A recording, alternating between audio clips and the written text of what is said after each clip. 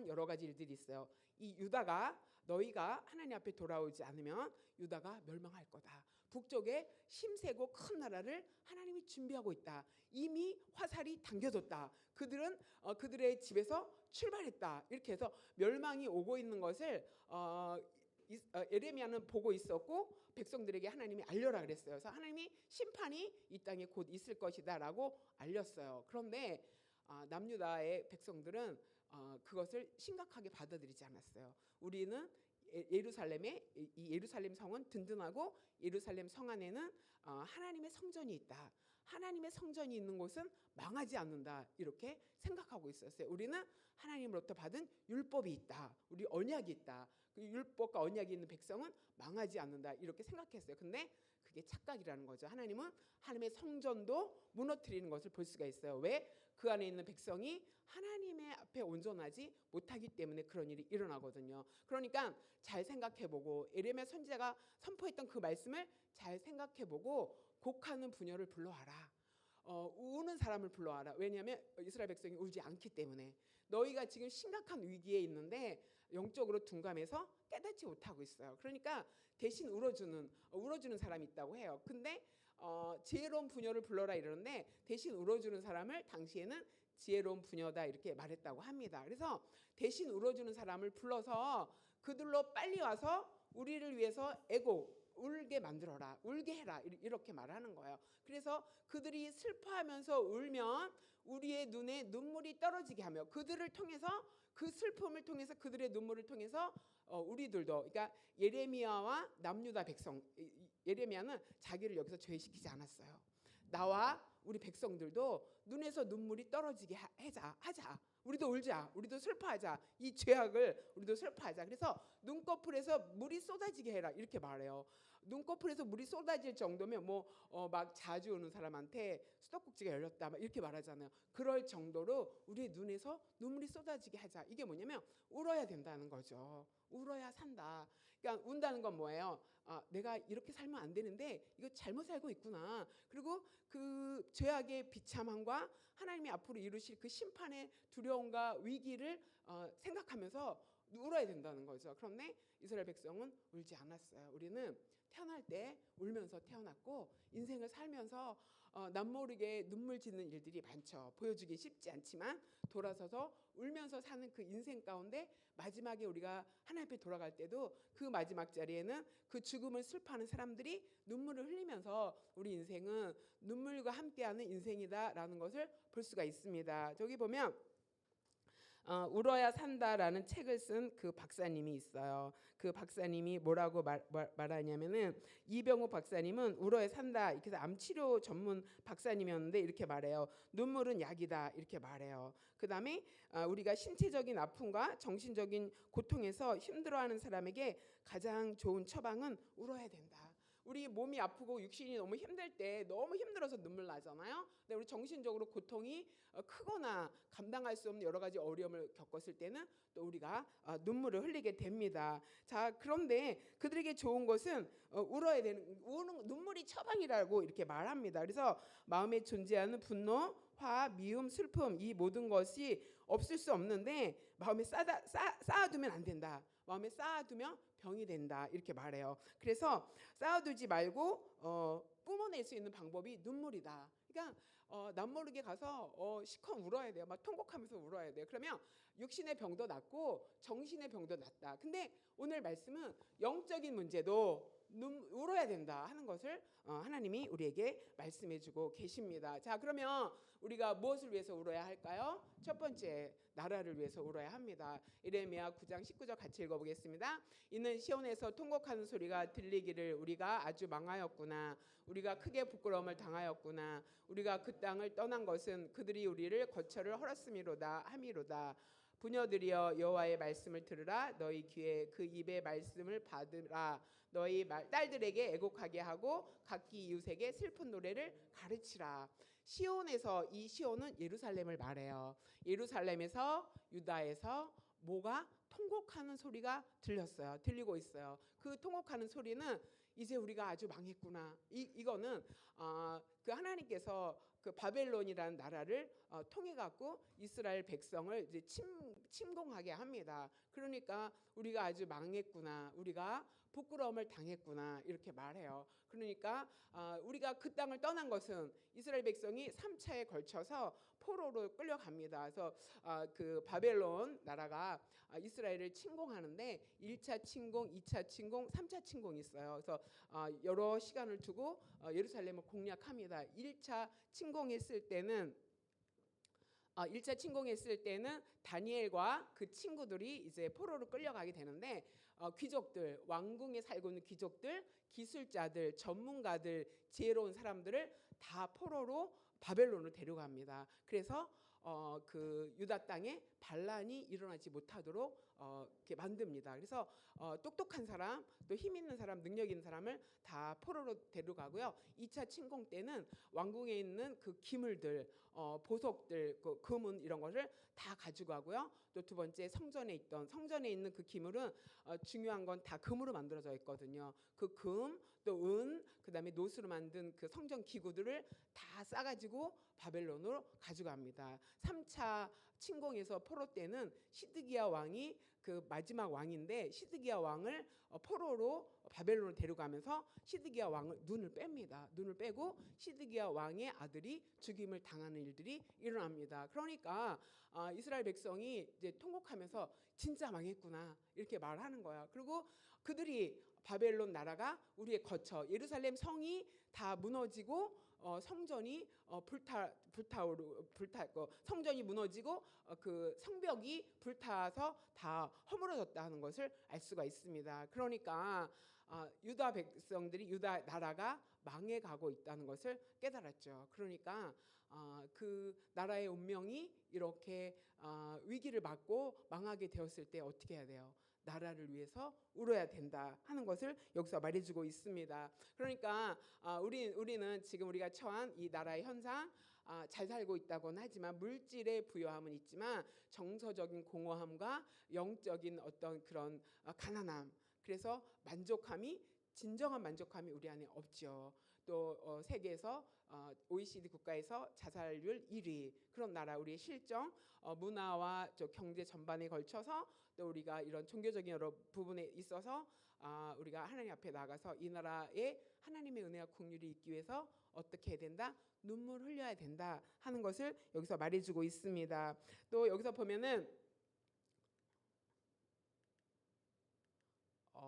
다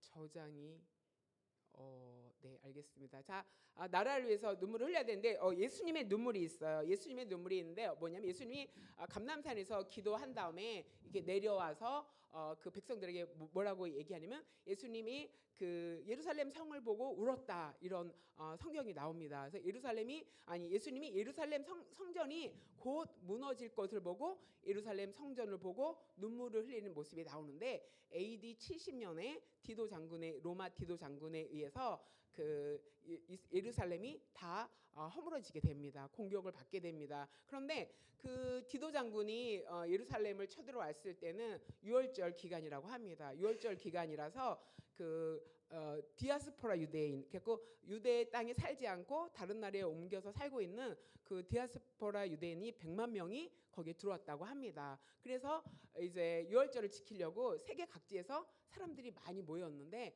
로마에서 디도 장군이 그 예루살렘 성전을 포위하고 3일 동안 아무도 나가지 못하게 했다고 합니다. 그래서 그 안에서 로마 군대에 의해서 100만 명이 죽임을 당하고 그다음에 10만 명이 로마의 포로로 끌려갔다고 합니다. 그래서 그 요세푸스라는 그 역사학자가 있는데 인류 역사상 이렇게 비참한 전쟁은 없었다. 이렇게 이야기합니다. 그러면서 그 디도 장군이 이렇게 지나가면서 뭐라고 얘기하냐면 시체가 거리거리에 시냇물처럼 그 피가 흐르는 것을 보고 너무 무섭고 두려워서 주님 저에게 이 죄를 돌리지 말아 주십시오라고 하는 말까지 했다고 합니다. 그래서 예수님은 유다 그 예루살렘이 멸망할 것을 보고 울면서 기도한 것을 볼 수가 있습니다. 예레미야 말고 느헤미야도 느헤미야가 이제 그 바벨론의 그 총독, 그러니까 그 고위 직으로 있었어요. 그러면서 예루살렘에 있다가 온 사람들에게 물어봅니다. 예루살렘의 근황이 어떠냐? 그 예루살렘에는 그 잘난 사람, 뭐 힘 있는 사람은 다 포로로 끌려가고 비참하고 비천한 사람만 남아 있다 이렇게 말하거든요. 그래서 예루살렘은 정말 힘이 없고 약한 사람만 있고 성전은 무너지고 그다음에 성벽은 다 불탔습니다라는 말을 듣고 느헤미야가 슬퍼갖고 주님 앞에 나와서 눈물로 금식하면서 기도하는 장면이 느헤미야서에 나오고 있습니다. 그래서 느헤미야가 예수님, 하나님, 우리 조상이 죄로 인해서 우리가 이렇게 이런 일을 당했습니다. 하나님 용서하여 주시옵소서. 그래갖고 그 조상의 잘못과 자기의 잘못을 하나님 앞에 내놓고 기도했던 모습을 볼 수가 있습니다. 다 이렇게 이 나라가 유다가 멸망하는 것은 그 백성들이 우상 숭배하면서 죄로 인해서 하나님 앞에 돌아오지 않기 때문에 하나님께서 심판을 예정했다 하는 것을 여기서 말해주고 있습니다. 자, 이렇게 우리는 나라를 위해서 눈물 흘리면서 기도해야 할 때라는 것을 기억하시기 바랍니다. 여러분, 나라를 위해서 얼마나 기도하고 있습니까? 또 나라를 위해서 정말 눈물 흘리면서 기도해 본 적이 있습니까? 나라가 없는데 우리가 어떻게 설 수가 있겠습니까? 그래서 우리는 나라를 위해서 기도해야 된다는 것을 여러분이 꼭 기억하시면서 여러분의 삶 속에 또 나라를 위해서 또 나라의 제약 때문에, 그래서 예수님이 뭐라고 얘기하냐면은 예루살렘은 평화의 도시다. 너희가 오늘 평화에 관한 일을 알았더라면 좋았을 뻔했다 이렇게 말합니다. 평화의 도시인 그 예루살렘이 로마에 의해서 파괴될 것을 보고 예수님이 그렇게 말씀하고 있습니다. 자, 우리 눈에는 나라의 아픔과 상처를 볼 수 있어야 합니다. 타락해서 멸망으로 치닫는 그 사회와 문화를 볼 수 있어야 됩니다. 또 민족의 아픔과 위기를 볼 수 있어야 됩니다. 그래서 우리는 나라를 위해서 기도해야 되고 나라를 구하는 길은 그리스도인의 눈물이다 이렇게 말하고 있습니다. 소돔과 고모라는 의인 10명이 없어서 멸망했습니다. 근데 하나님께서 예레미야에게 성으로 들어가서 의인이 있나 찾아봐라 했을 때 의인 한 명도 만나지 못했다고 했습니다. 이렇게 의인이 없는 곳에 하나님의 심판이 있다는 것을 여러분이 기억하시기 바랍니다. 여러분과 제가 눈물 흘리는 의인이 되어서 이 나라의 민족이 굳건하게 세워지게 되기를 소망합니다. 그런 꿈이 여러분 안에도 있게 되기를 소망합니다. 자, 두 번째로는 자신과 자녀를 위해서 울어야 합니다. 예레미야서 9장 21절 같이 읽겠습니다. 무릇 사망이 우리 창문을 통하여 넘어 들어오며 우리 궁실에 들어오며 밖에서는 자녀들을 거리에서는 청년들을 멸절하려 하느니라. 너는 이같이 말하라. 여호와의 말씀에 사람의 시체가 분토같이 들에 떨어질 것이며 추수하는 자의 뒤에 버려져 거두지 못한 곡식같이 되리라 하셨느니라. 아멘. 자, 여기서 사망이 이렇게 말하죠. 죽음의 공포죠. 죽음이 우리 창문, 처음에 이렇게 제일 먼저 우리 집의 창문을 타고 들어온다는 뜻이에요. 사망이 우리 창문을 넘어서 들어오고 있다. 그러니까 바벨론 그 군인들이 쳐들어와 갖고 그 도처에 있는 가정과 그 집집의 사람들도 죽이게 되는 그런 일들이 일어난다는 거죠. 그래서 우리의 그 가정에도 죽음의 그림자가 들어올 수 있다라는 것을 의식하면서 어떻게 해야 된다? 눈물 흘리면서 기도해야 된다. 두 번째는 어디로 들어온다? 우리 궁실에 들어온다. 이거는 왕실에 들어온다는 거죠.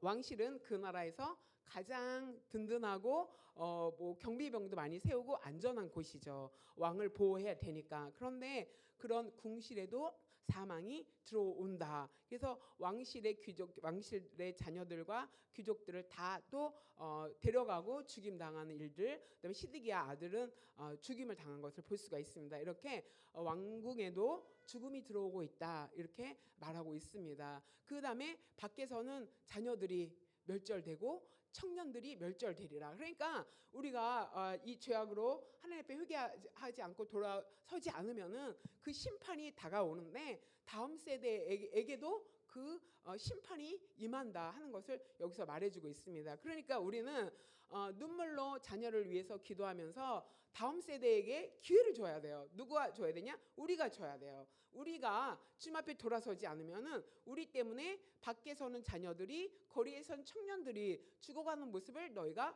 보게 될 것이다, 이렇게 말하고 있습니다. 그러니까 먼저는 우리 자신을 위해서 울어야 되고, 그 다음에는 자녀들을 위해서 울어야 된다. 이 자녀들이 다음 세대로 살아가기 위해서 우리가 눈물로 기도하면서 그들의 자리를 마련해 줘야 될 것을 말하고 있습니다. 그래서 누가복음 23장 28절에 예수님이 그랬어요. 예루살렘의 딸들아, 나를 위하여 울지 말고 너희와 너희 자녀를 위하여 울라. 예수님이 십자가를 지고 막 가고 있을 때 저 뒤에서 유다 베들레헴으로부터 막 온 유다 땅 갈릴리로부터 온 많은 여인들이 있어요. 예수님을 따르는 여인들이 있어요. 큰 무리가 있는데 그 여인들이 예수님의 뒤를 따르면서 계속 울고 있었어요. 그랬더니 예수님이 그들에게 하는 말씀이에요. 예루살렘의 딸들아, 나를 위해 울지 말아라. 누구를 위해서 울어라? 너희와 너희 자녀를 위해서 울어라. 지금은 예수님이 이제 십자가에 못 박혀 돌아가신 다음에 그 다음에 70년 후에는 어떻게 돼요? 예루살렘이 멸망할 것을 예수님이 보고 계셨어요. 그러니까 나를 위해서 울 때가 아니라 너와 너희 자녀를 위해서 울어야 한다 하는 것을 여기서 말해주고 있습니다. 자, 그래서 우리 자녀들이 말씀과 믿음으로 잘 세워지기 위해서, 그러니까 자신과 가정을 위해서 눈물을 흘리는 기도를 해야 되고, 자식의 영혼을 잘 살필 줄 아는 부모가 되어야 돼요. 그래서 우리 자녀가 하나님을 떠나 있다면은 그 자녀를 위해서 우리가 기도해야 된다 하는 것을 말해주고 있어요. 여기서 자녀를 위해서 기도한다라는 것은 통곡의 눈물을 흘린다. 예수님께서 예루살렘 성을 향해서 울었다 하는 것은 통곡하며 울었다, 이런 말을 하거든요. 그래서 여러분은 여러분의 자녀를 위해서 눈물로 기도하는 역사가 있게 되길 소망합니다. 영의 눈이 열리면 자신을 볼 수가 있습니다. 또 하나님의 심판을 볼 수가 있고 비참한 그 미래를 볼 수 있는 눈이 열리게 됩니다. 그래서 내 자신의 죄악을 보고 눈물을 흘리고 나를 살리고 자식을 살리고 가정을 살리는 힘은 눈물에서 나온다 하는 것을 여러분이 꼭 기억하시기 바랍니다. 자, 그 다음에 여호와께서 말씀하실 때 지혜로운 자는 그의 지혜를 자랑하지 말라, 용사는 용맹을 자랑하지 말라, 부자는 부함을 자랑하지 말라, 이렇게 말씀하셨어요. 당시에 유다 백성들은 자신이 지식이 많은 것을 자랑했고, 힘이 있는 것을 자랑했고, 잘 사는 거, 재물을 자랑하면서 살았어요. 그런데 이것은 다 하나님이 주시는 거거든요. 하나님께로 온 것입니다. 하나님 감사합니다, 이렇게 해야 되는데 하나님이 주신 선물, 하나님이 주신 은사예요. 그런데 이 백성들은 그 은사를 자랑했어요. 근데 하나님이 뭐라 그러냐면은 심판 앞에서는 너의 그 지식과 지혜 소용없다. 너의 그 힘 소용없다. 너의 부함 소용없다. 솔로몬의 지혜가 솔로몬을 타락하는 것을 막아주지 못했습니다. 그렇죠? 솔로몬은 초기에 하나님 앞에서 잘 살았지만 그 지혜로 하나님 앞에 끝까지 바르게 신앙으로 서지 못했습니다. 그 다음에 골리앗의 힘이 골리앗을 지켜주지 못했죠. 여호와의 이름으로 나가는 다윗에게 골리앗이 패했던 것을 볼 수가 있습니다. 그다음에 나발의 그 부함이 나발을 지켜주지 못했죠. 하나님이 그 나발의 교만함을 통해서 나발을 데려가는 것을 볼 수가 있습니다. 그러니까 이런 거 하나님 주신 은사 그거 필요하지만 그것이 자랑할 것이 아니다, 이렇게 말하고 있어요. 그러면 뭘 자랑해야 되느냐? 자랑하는 것, 자는 이것으로 자랑할지니 나를 아는 것, 하나님을 아는 것을 자랑해라. 또 여호와는 사랑과 공의와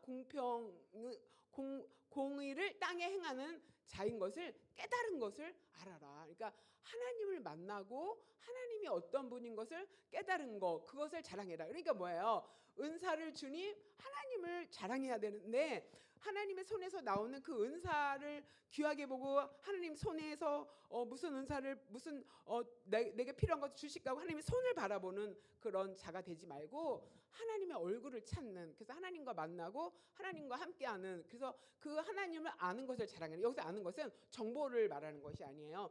누구를 소개를 받았어요.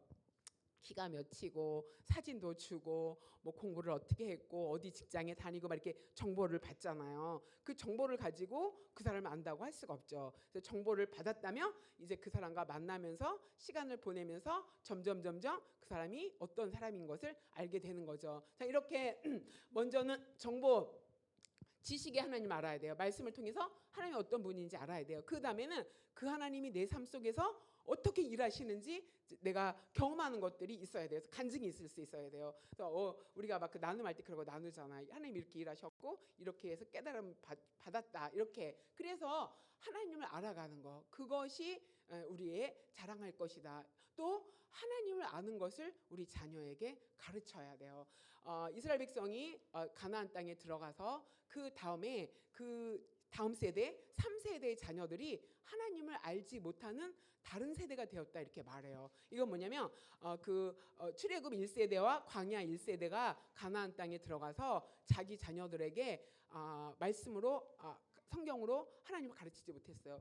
너무 바빴거든요. 아침에 나가서 새벽에 나가서 밭을 읽어야 되고 뭐 바쁘게 일을 해야지 또 처음에 정착하니까 그래서 바쁘게 부모가 일하면서 자녀들에게 교육을 놓쳤어요. 그래서 이제 결실을 많이 맺어서 풍족하게 됐는데 자녀들은 여호수아가 살아있을 동안 장로들이 살아있을 동안만 하나님을 알았다. 그 다음에는 하나님을 알지 못한 하나님을 아는 다음 세대가 일어나야 되는데 하나님을 알지 못하는 다른 세대가 일어났다. 그것은 부모들이 자녀를 자기는 하나님의 그 능력을 광야에서 봤으면서 자녀들에게 하나님을 가르치지 않았어요. 하나님을 아는 대로 이끌지 못했어요. 오직 성공해야지, 지식 공부해야지, 또 힘을 길러야지, 또 돈을 열심히 벌어서 좋은 직장에 취업을 해야지, 막 이런 것에 우리가 너무 치중하고 있지 않나. 그런데 그것은 우리 마지막 날 우리를 지켜주지 못한다. 그 지혜, 힘, 재물 우리를 지켜주지 못한다. 하나님 말씀하고 있어요. 그래서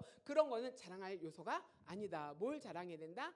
하나님을 만났다. 나는 하나님을 안다. 또 하나님은 정의와 공의와 사랑을 행하시는 분이다. 내가 깨달았다. 그걸 깨달았다. 이것을 자랑해야 된다. 그래서 하나님이 뭐라냐면 나는 이 일을 기뻐한다 그랬어요. 하나님이 기뻐하는 것은 하나님을 아는 사람들, 하나님이 어떤 분인지 아는 것들, 그런 것들을 하나님이 기뻐한다 이렇게 말씀하셨습니다. 그러니까 우리가 자랑해야 할 것이 무엇인지, 우리 자녀에게 우리가 가르쳐야 할 것이 무엇인지. 그래서 나를 위해서 울고 내 삶의 비참함을 보고 울고 내 자녀를 위해서 울면은 그 눈물의 기도가 하나님께서 들으시고 우리 자녀, 나를 세우고 우리 자녀를 세워주실 줄 믿습니다. 그래서 누구를 위해서 울어야 된다? 나 자신을 위해서, 내 자녀를 위해서, 또 자녀가 없는 우리는 다음 세대를 위해서 눈물로 함께 기도해야 될 줄 믿습니다. 그 다음에는 이게 왜 이렇게 오케이. 자, 이웃을 위해서 울어야 되는데 한번 읽어보겠습니다. 시작. 여호와의 말씀이니라. 보라, 날이 이르면 할례 받은 자와 할례 받지 못한 자를 내가 다 벌하리니 곧 애굽과 유다와 에돔과 암몬 자손과 모압 및 광야에 살면서 살적을 깎은 자들에게라. 무릇 모든 민족은 할례를 받지 못하였고 이스라엘은 마음의 할례를 받지 못하였느니라 하셨느니라. 아멘. 하나님이 또 뭐라고 말하냐면 보라, 날이 이르면 심판 때가 되면은 누가 심판을 받냐? 할례 받은 자도 심판받고 할례 받지 못한 자도 다 심판받는다 이렇게 말했어요. 이거 무슨 말이지? 할례는 언약의 표시예요. 언약은 하나님께서 모세와 십계명을 가지고 그 시내산에서 언약을 맺었죠.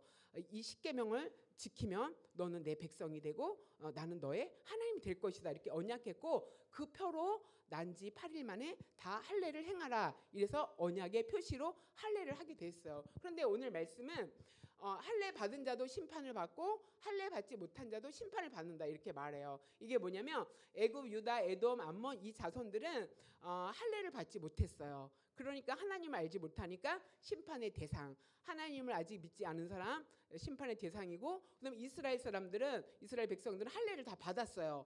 그런데 심판의 대상이야. 왜냐하면은 형식적인 외적인 할례가 자기의 자신을 구원을 보장하지 못한다는 뜻이야. 그러니까 형식적인 신앙이 너의 구원을 보장하지 않는다. 그러니까 마음의 할례를 받지 못했다는 거죠.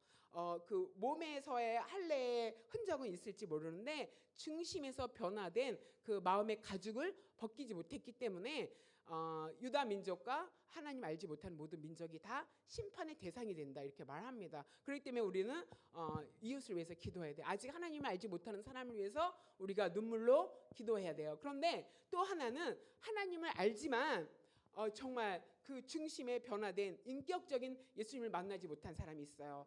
세례는 받았지만 예배에는 나오지만 형식적으로 진정으로 주님 만나지 못한 그 크리스찬들, 그 성도들을 위해서 어떻게 된다? 기도해야 된다. 마음으로 할례 받지 못한, 거듭나지 못한 우리 지체들을 위해서 우리가 기도해야 된다. 그래서 이웃을 위해서 눈물 흘리면서 울면서 기도해야 될 줄 믿습니다. 자, 그래서 우리가 누구를 위해서 우리가 울어야 산다라고 말씀하셨잖아요. 자, 우리 무엇을 위해서 울어야 되는가? 울어야 산다. 그 박사님이 그랬죠. 육체적인 질병도 정신적인 질병도 눈물이 치료약이다. 영적인 질병, 죄도 질병이라고 그랬거든요. 영적인 죄도 눈물로 치료받을 수 있다. 눈물로 회개하면서 눈물로 기도하면서 하나님 앞에 나가야 될 줄 믿습니다. 세 가지 기도해야 됩니다. 나라 민족을 위해서 눈물을 흘리는 저와 여러분이 되시길 소망합니다. 내 자신과 자녀를 위해서 눈물을 흘리는 저와 여러분이 되시길 바랍니다. 그다음에 믿지 않는 이웃과 믿지만 아직 주님을 정말 구원의 주로 인격적으로 믿지 못한 그 사람을 위해서 우리가 함께 기도해야 될 줄 믿습니다. 자, 이 시간 함께 또 우리 기도하는 시간을 갖도록 하겠습니다. 내가 했는데 이게 또 잘못 들어왔네요. 네, 알겠습니다. 네, 첫 번째, 하나님 내 눈에 나라와 민족을 위해서 눈물을 흘릴 수 있는 눈물을 허락하여 주시옵소서 기도하고 나 자신과 내 자녀와 다음 세대를 위해서 눈물로 기도할 수 있게 하여 주시옵소서. 그 다음에 세 번째로는 이웃을 위해서 기도하는 자가 되게 하여 주시옵소서. 함께 기도하고 뒤에 주제 가지고 함께 기도하겠습니다. 기도합니다. 하나님 아버지 감사합니다. 성령 하나님께서 오늘 또 아버지 울어야 산다 하는 말씀으로 또 우리를 주님 앞에 인도하시고 일하시고 또 함께 하심에 대해서 감사드립니다. 하나님